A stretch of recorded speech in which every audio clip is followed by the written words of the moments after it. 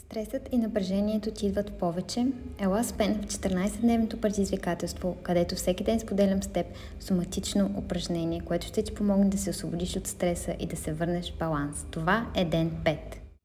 Намери сигурно място, където можеш да се движиш свободно.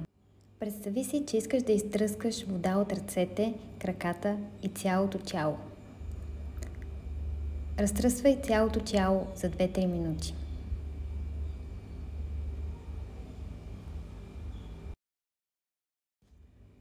След това застани стабилно с крака разтворени по-широко от раменете и започни да завърташ тялото си на едната страна, така че ръцете и главата да се увиват около тялото. И след това на другата страна. Продължи движението плавно от страна на страна за около 3 до 5 минути.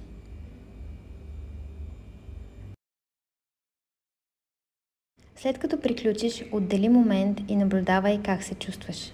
Променило ли се е нещо? Не забравяй да ме последваш, за да не изпуснеш и другите упражнения.